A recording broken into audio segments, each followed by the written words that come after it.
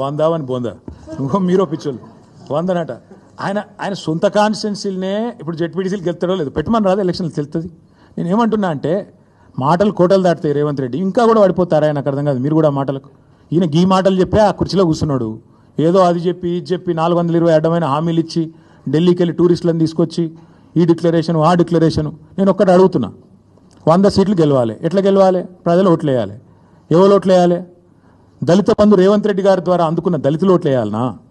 SC ST declaration అమలు చేసినందుకు 12 లక్షల అభయహస్తం ఇచ్చినందుకు దళితులు గిరిజనులు వేయాలనా? 4000 పెన్షన్లు ఇచ్చినందుకు ముసలోళ్ళు వేయాలనా? 2 లక్షల ఉద్యోగాలు ఇచ్చినందుకు పిల్లలు వేయాలనా? లేకపోతే నువ్వు 2500 ఇస్తున్నందుకు మహిళలు వేయాలనా? ఎవడేయాలి నీకు ఓటు?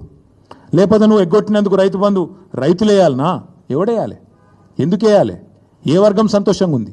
చచ్చిపోతున్న ఆటో డ్రైవర్లు వేయాలనా నీకు ఓట్లు? ఎవరు వేయాలి? ఏ వర్గం సంతోషంగా ఉంది తెలంగాణలో? ఒకటే ఒక వర్గం సంతోషంగా ఉంది. రేవంత్ రెడ్డి ఆయన తొట్టి గ్యాంగ్ ఒకటి ఉంటుంది. పేర్లు చెప్పండి చెప్తా, కానీ ఇప్పుడు వద్దు, మరోసారి చెప్తా. ఆ తొట్టి గ్యాంగ్ మాత్రం బాగా భయంకరమైన దోపిడీ, దండుపాలెం ముఠాలెక్క దోచుకునే పనులుంది. వాళ్ళు మాత్రం సంతోషంగా ఉన్నారు. బిల్డర్లను గోకుడు, కాంట్రాక్టర్లను గీకుడు, ఆ పనిలో మాత్రం ఫుల్ ఉన్నారు, బిజీగా ఉన్నారు.